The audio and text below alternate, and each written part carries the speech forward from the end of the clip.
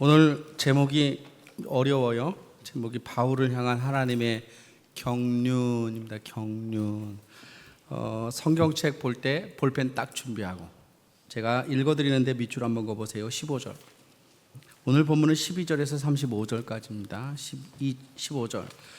이제 너희는 그의 사실들을 더 자세하게 물어보려는 척하면서 공회와 함께 천부장에게 청하여 바울을 너희에게로 데리고 내게 내려오라 하라. 우리는 그가 가까이 오기 전에 죽이기로 준비하였노라의 밑줄 쫙. 준비하였노라. 21절. 바울의 생질이 천부장에게 얘기하는 내용이에요. 당신은 그들의 청함을 따르지 마옵소서. 그들 중에서 바울을 죽이기 전에는 먹지도 않고 마시지도 않기로 맹세한 자 40여 명이 그를 죽이려고 숨어서 지금 다 준비하고의 밑줄 짝. 준비하고. 23절. 백부장 둘을 불러 이르되 밤 제3시에 가이사랴까지 갈 보병 200명과 기병 70명과 창병 200명을 준비하라. 밑줄 짝 그어보세요. 24절. 또 바울을 세워 총독 벨릭스에게로 무사히 보내기 위하여 짐승을 준비하라. 밑줄 한번 쫙 그어보세요. 이 준비하다라고 하는 이 단어가 발음이 헤토이모스라고 하는 헬라어예요. 헤토이모스. 근데 이게 두 가지 뜻을 가지고 있어요. 하나는 준비하다, 계획하다라는 뜻이고, 하나는 적확하다라는 뜻입니다. 적확하다. 이 적확하다라는 뜻을 한글 사전에서 찾아보면 이렇게 돼 있어요. 조금도 틀리거나 어긋남 없이랑. 적확하게. 그러니까 지금 공회에서 공회원들 유대교인들이 사도 바울을 죽이려고 40명이 금식하고 식음을 전폐하고 계획을 짠 거예요. 준비를 한 거예요. 죽이려고. 짰는데 어떻게 짰다? 적확하고 한치도 틈이 없이 정확하게 요대로해서 제 죽일 수 있다라고 확신을 가지고 계획을 짠 거예요. 근데 이 계획이 누설이 돼버렸네. 그래서 누설된 그 계획으로 인하여서 죽이려고 했었던 이 계획에서 사도 바울이 벗어나게 된 거예요. 경륜이라는 것은 뭐냐? 오늘 본문 11절 다시 한번 보면 23장 11절. 그날 밤에 주께서 바울 곁에 서서 이르되 담대하라. 내가 예루살렘에서 나의 일을 증언한 것 같이 로마에서도 증언해야 하리라는 하나님의 계획이 있고, 하나님의 계획을 하나님이 통치하고 섭리해서 이루는 것을 요걸 경륜이라고 그래요. 그러니까 하나님이 세운 계획을 사람이 아무리 치밀하게 계획을 세운다 하여도 하나님의 계획을 막을 수 있다 없다? 막을 수 없다. 경륜이란 무엇인가? 사도 바울에게 세우신 하나님의 계획을 이루시기 위하여 그를 섭리하시고 하나님이 이루어 가시는 것을 경륜이라고 그래요. 그러면 여러분, 사도 바울에게만 계획을 세우시고 우리에게는 계획을 안 세우실까요?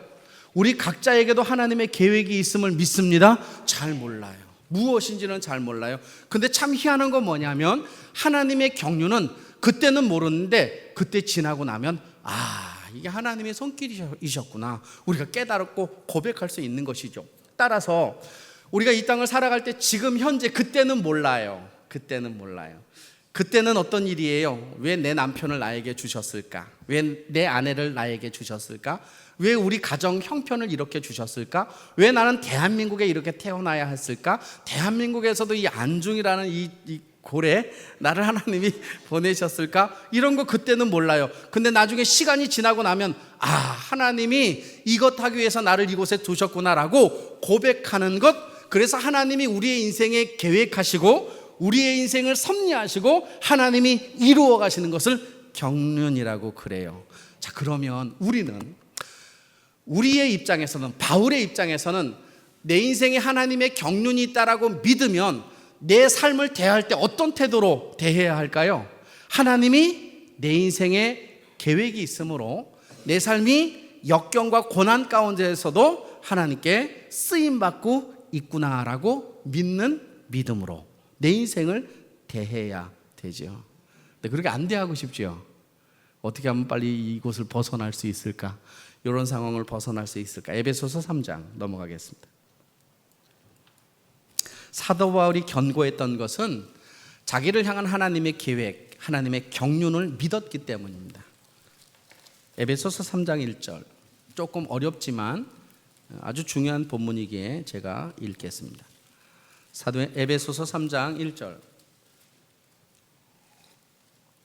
이러므로 그리스도 예수의 일로 너희 이방인을 위하여 갇힌 자 된 나 바울이 말하거니와 너희를 위하여 내게 주신 하나님의 그 은혜의 경륜 동그라미 치세요. 은혜의 경륜. 하나님이 나에게 계획을 가지고 계시고 이루어 가신다. 경륜을 너희가 들었으리라. 3절. 곧 계시로 내게 비밀을 알게 하신 것은 내가 먼저 간단히 기록함과 같으니라. 내가 그 경륜을 깨달은 거, 하나님의 계획을 깨달은 거. 그래서 너희에게 알게 하는 거예요. 4절. 그것을 읽으면서 내가 그리스도의 비밀을 깨달은 것을 너희에게 알 수 있으리라. 이제 그의 거룩한 사도들과 선지자들에게 성령으로 나타내신 것 같이 성령이 그에게 깨닫게 하셨구나. 그죠? 경륜을. 5절에서 다른 세대에서는 사람의 아들들에게 알리지 않았다는 거예요. 구약의 선지자도 몰랐다는 거예요. 다른 사람들도 몰랐다는 거예요. 유대교인들도 몰랐다는 거예요. 자기만 성령께서 깨닫게 하신 하나님의 비밀이 있었다는 거예요. 그게 무엇이냐? 6절. 이는 이방인들이 복음으로 말미암아 그리스도 예수 안에서 함께 상속자가 되고 함께 지체가 되고 함께 약속에 참여하는 자가 되도록 하나님이 나를 그렇게 부르셨다. 이방인의 사도로 나를 부르셨다는 거예요. 예전에는 몰랐던 거예요. 근데 성령이 내게 오시고 그렇구나라고 깨닫게 하셔서 내가 너희에게 밝히 말하고 있다. 7절. 이 복음을 위하여 그의 능력이 역사하시는 대로 내게 주신 하나님의 은혜의 선물을 따라 내가 일꾼이 되었고. 8절. 모든 성도 중에 지극히 작은 자보다 더 작은 나에게 이 은혜를 주신 것은 측량할 수 없는 그리스도의 풍성함을 이방인에게 전하게 하기 위함이다. 9절. 영원부터 만물을 창조하신 하나님 속에 감추어졌던 비밀의 경륜 동그라미. 그 경륜이 뭐예요? 이방인에게 복음을 증거하기 위하여 사도 바울에 향하신 하나님의 계획과 섭리, 이겁니다.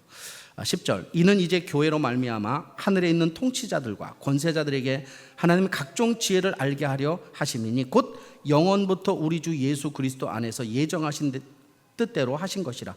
12절. 우리가 그 안에서 그를 믿음으로 말미암아 담대함과 확신을 가지고 하나님께 나아감을 얻으리라. 그러므로 결론 13절. 너희에게 구하노니 너희를 위한 나의 여러 가지 환난에 대하여 낙심하지 말라 했어요.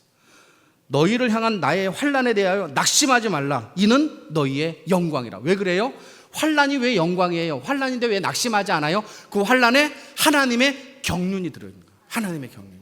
그러니까 우리가 이 땅을 살아갈 때 나를 향하신 하나님의 계획과 그 속에서 나를 이끌어 가시는 하나님의 섭리를 안다면 낙심하지 않아요. 오히려 환난도 하나님의 영광이 되는 거예요. 여러분 개개인들마다 얼마나 힘들어요. 세상살이가 얼마나. 이 대한민국 이 땅에 정치 잘하는 사람이 또 경제 잘하는 사람이 안보를 잘하는 사람이 우리를 이끌어 간다면 우리가 편안하게 얼마나 이 사회를 살 수 있을까? 그렇지 못하여 답답하고 힘들다. 그러니까 빨리 떠나야 된다. 이런 관점으로 보는 것이 아니라 하나님이 이곳에 나를 왜 두셨을까? 하나님이 우리 가정에 왜 나를 두셨을까? 하나님이 왜 이 공동체에 나를 두셨을까? 하나님이 안중 땅에 왜 나를 두셨을까라고 하는 하나님의 계획과 이끌어 가심의 관점에서 내 인생을 돌아보면 낙심하지 아니하고 두려워하지 아니하고 당당히 일어설 줄로 믿습니다. 이것이 경륜을 보고 믿음 생활하는 거예요. 자, 그러면 하나님은 우리의 인생을 계획하시고 그것이 아직은 잘 모르지만 저도 잘 모르지만 제 인생의 경륜을 하나님이 그러나 분명히 계획을 세우시고 그걸 이끌어 가실 때 어떻게 섭리해서 이끌어 가실까? 내 인생에 하나님의 계획을 세우고 그걸 이끌어 가실 때 하나님은 어떤 방법으로 내 인생을 이끌어 가실까? 그거 알면 그래도 조금 도움이 되지 않을까? 그죠?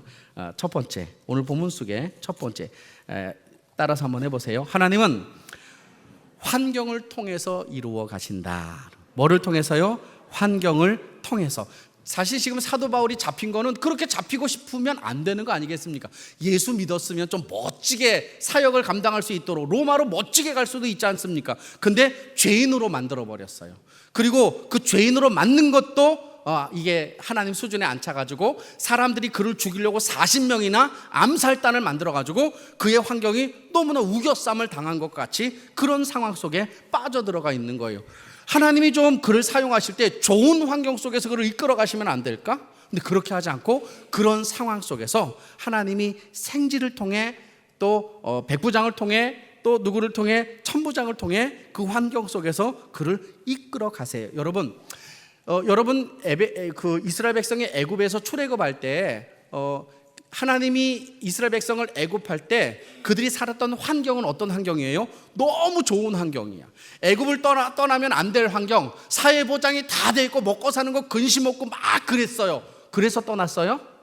바로가 괴롭힌 거예요. 자녀들을 죽이고 벽돌을 더 많이 굽게 하고, 그러니까 그 환경이 어떻게 있을 수 없는 거예요. 그래서 그들이 하나님께 기도하죠. 하나님, 우리를 구해주세요. 그들이 부르짖으니 하나님이 들으시고 누구를 예비하셔요? 모세를 예비해서 끌어내요. 근데 끌어낼 때 그냥 끌어내지 않았어요. 얘들아 가자, follow me. 딱 그럼 모세가 그러면 너 나가세요 그러죠. 왜 그래요? 이미 430년 동안 뼈가 거기 묻힌 거예요. 그 조상의 뼈가 묻힌 거라고. 430년 동안 삶의 터전이 거기 형성이 돼 있고 430년 동안 언어가 아마 대부분 바뀌지 않았을까, 이런 거예요. 그 에스라를 통하여서 70년 동안 살았던 바벨론에서 돌아올 때 에스라서 8장 15절에 보면 돌아올 때 아와와로 흐르는 강에 도착하자 에스라가 인원수를 막 이렇게 계수를 해요. 인원수를 계수하는데 이상한 일이 벌어진 거예요. 그 이상한 일이 뭐냐면 레위 돌아가면 스룹바벨 성전 지어야 되는데 거기서 제사를 드려야 되는데 레위 사람, 제사를 드려야 할 레위 사람이 한 명도 없는 거예요. 한 명도. 왜 안 왔을까? 70년임에도 불구하고 살기에 이미 익숙해져 버린 거예요. 그래서 10가지 재앙은 때로는 이스라엘 백성을 피해서 하나님이 재앙을 주시지만 그 재앙 속에서 뭘 경험해요? 여기에서 살 것이 아니구나라고 결단하는 거예요. 그 환경 속에서 떠날 수밖에 없도록 하나님이 결단하고 마지막 6월절 어린 양 문설주에 피 바르는 그 사건을 통해서 가기로 결단하고 가나안 땅으로 옮겨가기 시작하는 것이죠. 우리가 이 땅을 살아갈 때 하나님이 내 인생을 몰아가실 때가 있어요. 제가 아는 부천에 사역자 하나 있어요. 청소년 사역자인데 아주 유명해요. 이분은 성결교 목사님이신데 이름이 안 알려줘요. 알려주면 안 되니까. 그렇죠? 성이 명씨예요. 명씨. 근데 이분도 고등학교 때를 엉망으로 살았던 거예요. 막 이렇게 엉망으로. 그러다가 개과천선에서 어머님이 여자 목사님이신데 목회를 하는데 이 녀석을 전도사로 데려다가 안수도에서 이제 목사가 된 거예요. 그러니까 어머니 뒤를 이어서 그 교회를, 조그만 교회예요. 조그만 개척교회인데 교회를 이렇게 이제 이끌어가고 있는데 어느 날 설교를 하고 밖으로 딱 나가 보니까 밖에 본드 흡입한 애들이 서 있는 거예요. 몇 명이 쫙 이렇게. 여러분 본드 흡입하면 어떻게 되는지 혹시 아세요? 찬양대는 혹시 본드 흡입해 보셨어요? 집에 가서 한번 해보세요. 딱 하면 몽롱한 환상 속에서 거의 뭐 이렇게 막 이렇게 돼요. 예전에 제가 학교 다닐 때 산으로 다녔는데 본드 흡입한 애들에게 빼앗긴 돈만 해도 교회 한 채를 짓습니다. 그러니까 목사님도 놀아봤잖아요. 개과천선했잖아요. 그래서 걔네들은 야 너희들 일로 와봐. 그리고 국밥집에 데려가서 밥을 먹인 거예요. 그러니까 그 아이들이 밥을 먹다가 목사님께 얘기했어요. 목사님 가끔가다 오면 밥 사주실래요? 그러니까 사주지. 목사님 저 교회 놀러 가도 돼요? 그래서 교회 놀러 가도 돼 그랬어요. 그래서 얘네들이 교회를 놀러 온 거예요. 누가? 본드 흡입하는 애가. 교회는 누가 있어요? 정상적인 모범 학생들 다 이렇게 학교 갔다 교회 갔다 기도했다 이런 아이들이 이렇게 딱 앉고 그의 부모들이 앉아 있겠죠. 근데 걔네들이 딱 오니까 부모의 눈초리가 이상해지는 거예요. 우리 교회 그런 애들이 오면 중고등부를 둔 부모들은 어떻게 될까? 이 근처 교회에 건강한 교회가 어디 있을까? 이렇게 찾아보겠죠. 근데 그 일이 벌어진 거예요. 그날 목사님 다른 애들 데려와도 돼요? 그랬어요. 그래서 목사님이 데려와도 돼 그랬어요. 그랬더니 PC방에서 40명 애들 데리고 왔어요. 그러니까 교회 안에 40명이 차 있는 거예요. 그러니까 목회가 안 되는 거예요. 그동안에 자그마한 교회였지만 아이들 데려와서 교회에서 뭐 이렇게 가르치고 교회를 운영 이랬던 부모들이 한 사람 두 사람씩 교회를 떠나기 시작했어요. 나중에는 누구만 남았느냐? 이 아이들만 남은 거예요. 몇 명의 성도들과 이 아이들만 남은 거예요. 목사님 되게 힘들고 어렵지 않았겠어요?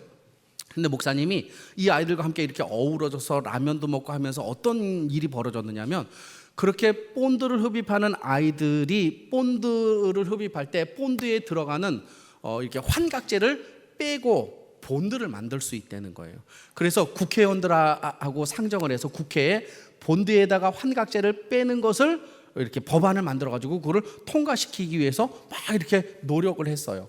그리고 또 그 교회에 온 그 아이들과 함께 먹고 자고 하면서 뭘 만들었냐면 세품화, 세상을 품는 아이들이다. 우리는 세상을 품는 아이들이라는 것을 만들어 가지고 그 아이들이 예수를 만나고 삶이 변화되기 시작했어요. 지금은 그 목사님 정상적인 목회 안 하고 있어요. 이런 목회 안 하고 그 아이들과 함께, 본드 먹는 아이들, 세상에서 버려진 아이들과 함께 먹고 자고 살면서 그 사역을 하고 있어요. 그 목사님이 그 사역 하려고 꿈꿨어요? 전혀 생각해 보지도 못했어요. 근데 희한한 것은 하나님이 그렇게 몰아가신 거예요. 여러분, 우리가 이렇게 살고 싶어서 살아요. 근데 때로는 하나님이 그 상황에서 메시지를 주시기 위하여 그 상황으로 우리를 몰아갈 때 있어요. 중요한 건 이거지요. 내가 그 상황에서 일하시는 하나님을 보느냐는, 그 상황에서 역사하시는 하나님을 보느냐. 나도 정말 재수없어, 나는 왜 이렇게 되는 일마다 안 될까라고 나는 그렇게 생각하느냐는 우리의 인생의 엄격한 확연한 차이가 우리의 삶 가운데 드러나죠. 성경을 보면 하나님은 환경을 통해서 사람을 떠나가게도 하시고 멈추게도 하시고, 내 인생 속의 환경을 통해 일하시는 하나님을 보기를 축원합니다. 두 번째, 하나님은 사람을 통해서 일하십니다. 하나님은 사람을 통해서, 오늘 본문에 보면 사람이 등장하는데 그 사람 중에 하나가 생질, 16절, 바울의 생질이 그들이 매복하여 있다 함을 듣고, 간접적으로, 직접 들은 게 아니고 간접적으로, 그래서 바울에게 이야기하죠. 그러니까 바울이 그 얘기를 듣고 백부장에게 얘기해요. 나를 죽이려는 음모가 있다. 그러니까 백부장이 누구를, 생질을 데리고 누구에게 가느냐? 천부장 루시아, 글라디오스 루시아에게 데려가요. 그러니까 글라디오 루시아가 그 얘기를 가만히 듣고 이상한 행동을 하는 거예요. 어떤 행동을 하느냐?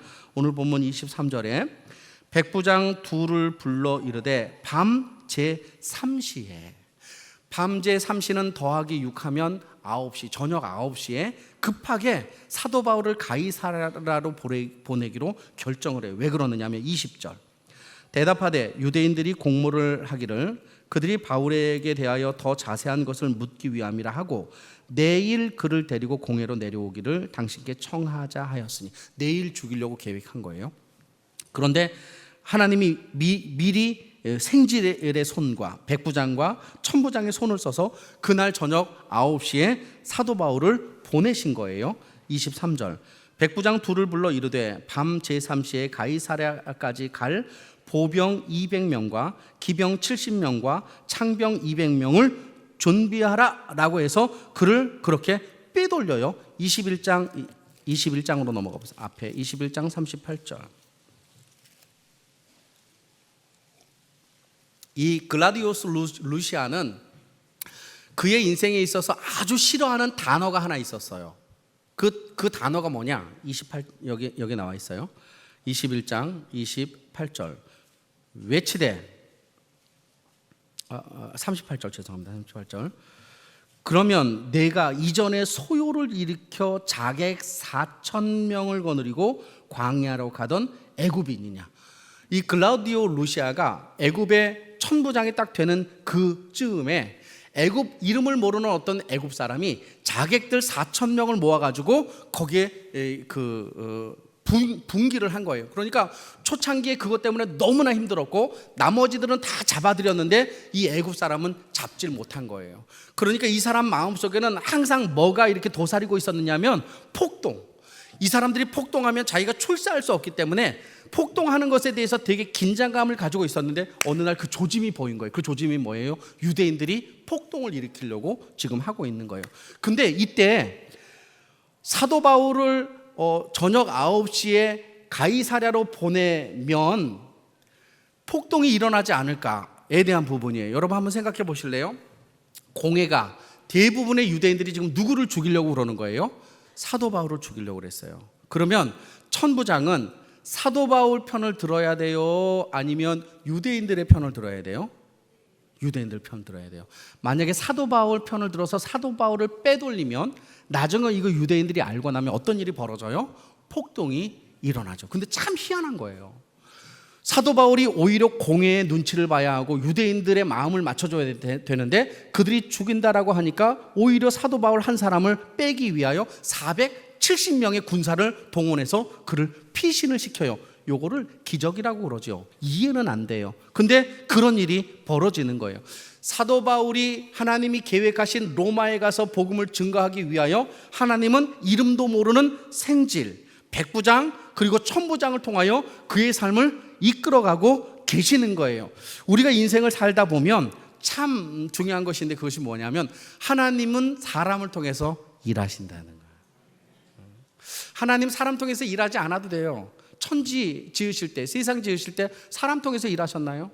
있으라, let it be. 찬송가도 있죠, let it be. 있을지어다. 그러니까 있었더라. 얼마든지. 구원, 세종학교의 교인들 오늘 은혜 받을지어다 한번 딱 하면 다 은혜. 근데 뭘 또 아멘이에요. 그럴 때 그렇게 안 한단 말이에요. 저라는 부족한 자를 저의 입술을 통해서 던져주게 만들고 그 속에서 그 말씀에 반응하게 만들고 그거 붙잡게 만들고 또 어떤 분은 뭐 거기에도 반응하지 않고 이런 거. 하나님이 우리의 인생을 이끌어 가실 때, 하나님의 경륜을 이끌어 가실 때 하나님은 사람을 통해서 이끌어 가시는 거예요. 그러면 제가 질문해 볼게요. 여러분 옆에 있는 사람은 귀중한 사람인가요? 하찮은 사람인가요? 귀중한 사람입니다. 귀중한 사람입니다. 남편은 하찮은 사람인가요? 귀중한 사람인가요? 귀중한 사람이죠. 아내는 귀중한 사람이니까 하찮은 사람입니까? 귀중한 사람입니다. 우리는 때로는 그 귀중한 사람을 하찮게 대할 때가 있죠. 하나님의 경륜을 보지 못하는 것입니다.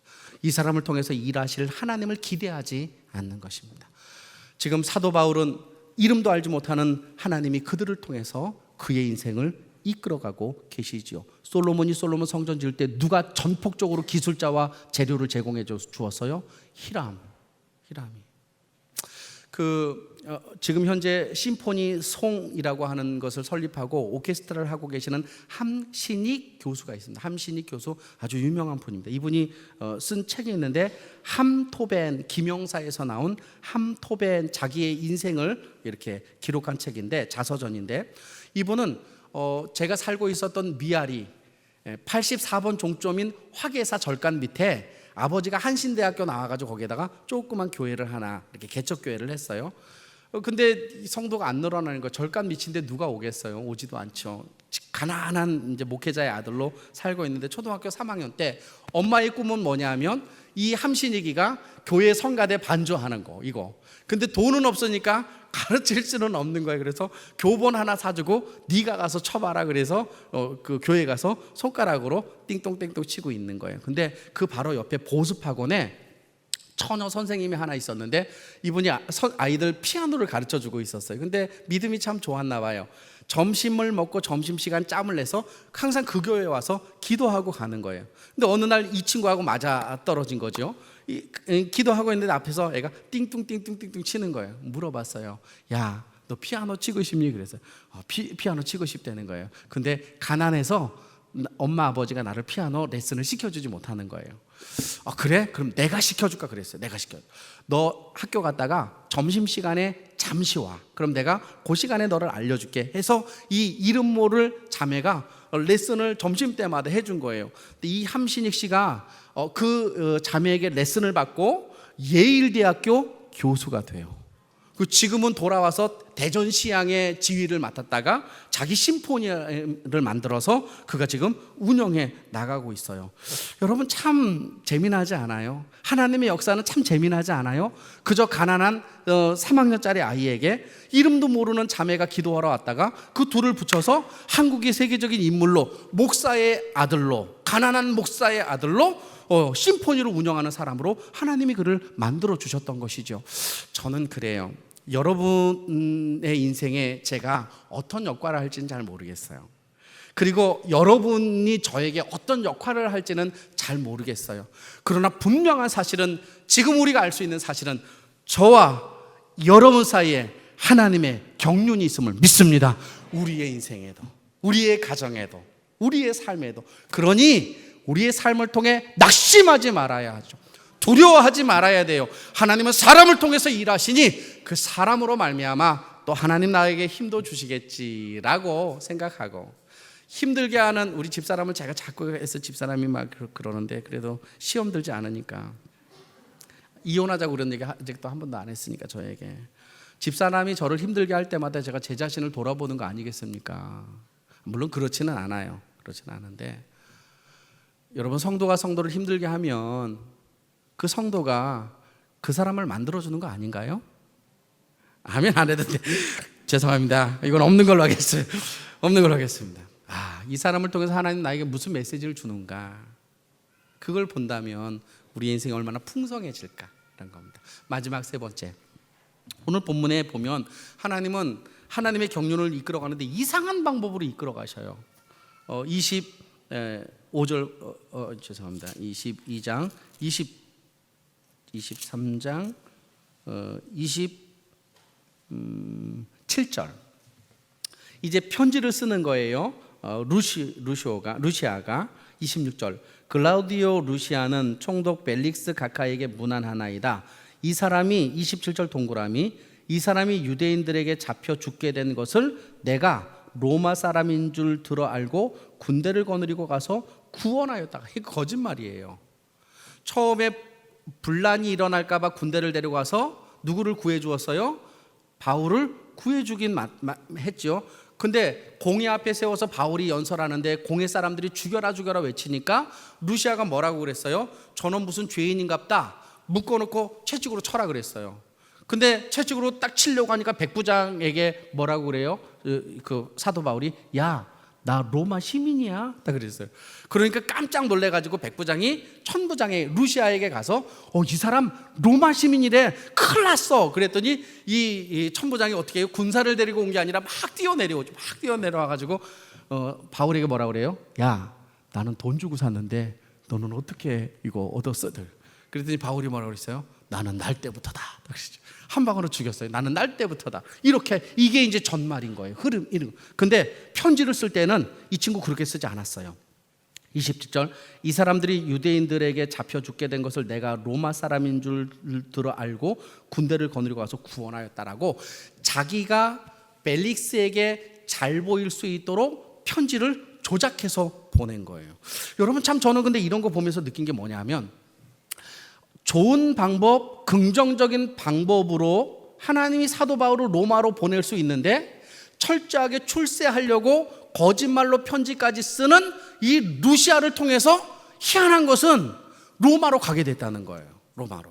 마치 어떤 것과 똑같으냐 하면 유대인들이 예수님께 시기하여서 예수님이 정말 인기를 얻고 대단하니까 시기하여서 나중에 십자가에 못 박으라, 그를 죽으면 끝날 줄 알았어요. 그래서 crucified, 그를 못 박으라 외쳐서 빌라도가 그를 십자가의 형으로 내몰지요. 근데 희한한 건 뭐냐면 십자가의 죽으심으로 하나님의 구원이 이루어진 거예요. 참 희한하지요. 우리가 이 땅을 살아갈 때 이런 거예요. 우리는 선하고 긍정적이고 잘 되는 것 통해서만 하나님이 일하신다라고 생각하고, 긍정적이고 선하고 좋은 것에서는 간증도 막 나오고 하나님 자랑도 막 나오는데, 우리의 인생이 망가지거나 힘들거나 어렵거나 아직도 바닥을 치고 있을 때는 하나님을 간증하는 것이 아니라 내 인생을 이렇게 만드신 하나님께 난 좀 말하고 싶다, 여기서 언제 벗어나게 하는가라고 우리는 그렇게 이야기할 수 있죠. 그런데 하나님은 우리의 인생을 바닥까지 치게 하시고 그 속에서 하나님 역사하시고 경륜으로 그분이 원하시는 대로 우리를 만들어 가신단 말이죠. 우리의 인생을 아시는 하나님은 모든 것을 협력하여 선하게 우리를 인도하신 거예요. 나중에 사도 바울이 이걸 깨달아요. 그래서 로마서를 쓸 때 로마서 8장 28절에 뭐라고 쓰느냐, 이 상황을 놓고 우리가 알거니와 하나님을 사랑하는 자 곧 그때로 부르심을 입은 자들에게는 모든 것이 협력하여 선을 이룬다라고 그가 고백하지요. 우리가 이 땅을 살아갈 때 모든 것을 협력하여 하나님이 경륜을 이루어 가시는구나. 내 인생의 어려움도, 내 인생의 기쁨도, 내 삶의 문제도 하나님이 쓰시는구나 라고 우리가 믿고 그 속에서 살아가는 것, 그것이 내 인생을 이끌어 가시는 하나님의 경륜이 아닐까, 저는 그 생각해요. 어느 날 예수님이 십자가를 향하여 가시다가 여리고에서 삭개오를 만나요. 삭개오가 예수님 보기 위해서 막 쫓아가서 무화과나무, 돌 감람나무, 무화과나무 위에 딱 올라갔어요. 뽕나무는 아니고. 이렇게 딱 보는데 예수님이 오셨어요. 그 밑에. 그리고 뭐라고 그러냐면 뭐라고 그랬어요? 예수님이 삭개오에게 삭개오야 내려와라 그랬어요. 삭개오하고 초면인데 어떻게 이름을 아실까? 예수님이 삭개오 처음 봤는데 삭개오에게 삭개오야 내려와라 그래요. 삭개오를 향한 하나님의 계획과 섭리가 이미 있었던 것이죠. 여러분 이름 한번 불러보실래요? 시작. 이녀라. 하나님 우리를 알고 계시는 겁니다. 내 인생을 알고 계시는 거예요. 내 인생을 알고 계신 우리의 삶 속에 때로는 선도, 때로는 악함도 우리의 삶에 어떻게 할 수 없는 것들이 뒤엉킬 때가 우리의 삶에 있죠. 놀라운 사실은 하나님은 우리를 선하게 인도하여 주실 줄로 믿습니다. 믿음으로 살아가는 것, 믿음으로 결단하는 그 은혜가 저와 여러분 삶 가운데 있기를 축원합니다.